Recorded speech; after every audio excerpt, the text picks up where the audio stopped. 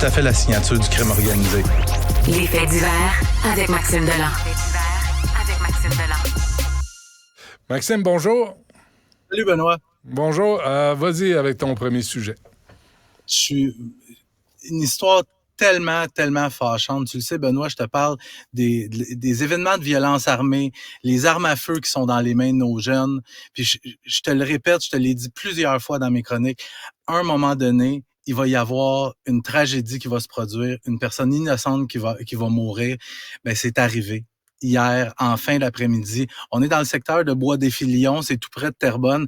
Donc, 17h30, les policiers qui sont appelés à se rendre dans une résidence, la 34e avenue. On est au plein cœur d'un quartier résidentiel. Quand les policiers arrivent sur place, ils trouvent un petit garçon de 3 ans en arrêt cardio-respiratoire dans la résidence. On tente des manœuvres de réanimation. On est incapable de le réanimer. Son décès est constaté sur place. Ce que la police vient de nous dire dans les dernières minutes, on confirme l'arrestation de 3 jeunes adultes. Selon mes informations, Benoît, là, il aurait manipulé une arme à feu et le coup serait parti accidentellement, atteignant mortellement le petit garçon de 3 ans. Je t'en parle, j'ai de la rage en dedans parce que tôt ou tard, ça allait arriver. Tu sais, on a vu, c'est arrivé avec Myriam Boundaoui, mais tu sais, ça impliquait des gens peut-être peu recommandables et tout ça. Là, on parle d'un petit garçon de 3 ans qui a rien demandé à personne. Selon ce qu'on me dit, les 3 suspects arrêtés dans ce dossier-là seraient des membres d'une même famille. La petite victime est également membre de cette famille-là, peut-être famille un petit peu plus éloignée. Il faut comprendre que la police de Terrebonne se fait pour le moment très avare de commentaires. C'est un dossier qui est en cours. Au moment où je te parle, la résidence est encore entourée par un périmètre de sécurité. Il y a beaucoup de policiers sur les lieux. La Sûreté du Québec collabore à cette enquête-là. Et d'ailleurs, parlant de la Sûreté du Québec, il y a les plongeurs de la Sûreté du Québec qui sont juste au bout de la rue ici, en bordure de la rivière des Mille-Îles. On attend d'avoir un secteur un petit peu plus précis pour savoir où aller effectuer des recherches.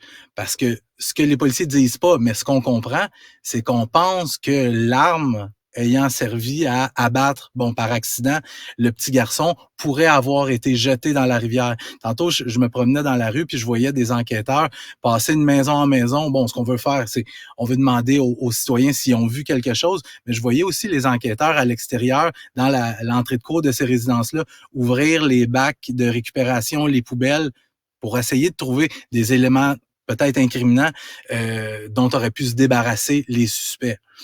Donc, on en est là pour le moment, mais une histoire absolument épouvantable. Puis d'ailleurs, il y a des voisins qui racontaient hier, quelques minutes après cet événement-là, il y a une maman, une adulte, probablement la propriétaire de la résidence où ça s'est produit, qui est arrivée le long du périmètre de sécurité. Elle criait à plein poumon, elle était hystérique.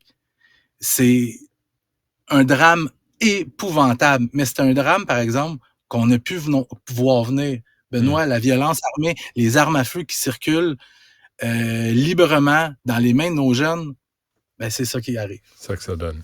Et en plus, fusillade, il est en plein jour dans le quartier Saint-Michel. Ouais, puis il est 16h, Benoît, 16h. Puis pas dans le fin fond de Montréal. On est à l'intersection du boulevard Saint-Michel et de la rue Jean-Talon. Un endroit ultra achalandé à 16h. C'est l'heure où les gens finissent de travailler. Les jeunes sortent de l'école. Et d'ailleurs, fusillade qui survient à quelques mètres seulement de l'école John F. Kennedy, une école secondaire encore. Et ce qu'on me dit, c'est qu'il y a quelqu'un, un jeune homme qui marche sur la rue, un véhicule qui s'approche et plusieurs coups de feu qui sont tirés depuis le véhicule en mouvement. Et par miracle, la personne visée n'a pas été atteinte. Et deuxième miracle, personne d'autre aux alentours a été atteint. Mais, tu sais, je reviens encore à ça. Ces gens-là, les gens qui ouvrent le feu comme ça, en plein jour, en pleine heure de pointe, au beau milieu de Montréal, il va y avoir des victimes collatérales. Donc, les policiers sont présentés sur les lieux. Le boulevard Saint-Michel a été fermé pendant une partie de la soirée et une partie de la nuit pour essayer de trouver des éléments de preuve. Pas d'arrestation dans ce dossier-là. Et la victime qui s'est pas présentée à l'hôpital. Donc, ce qu'on pense, c'est qu'elle n'a pas été atteinte. Bon, et opération policière dans une école secondaire, encore une fois. encore une fois, écoute, je dois dire tout de suite que l'opération vient tout juste de se terminer dans les dernières minutes. Il n'y a rien de menaçant qui a été trouvé, mais tout ça, encore une fois, une histoire de possible violence dans une école qui mène à... On parle pas ici d'un confinement. On a conseillé fortement, disons, aux élèves et au personnel de l'école de demeurer dans leurs locaux respectifs. Ce qui se passe, c'est un petit peu avant 9 heures ce matin.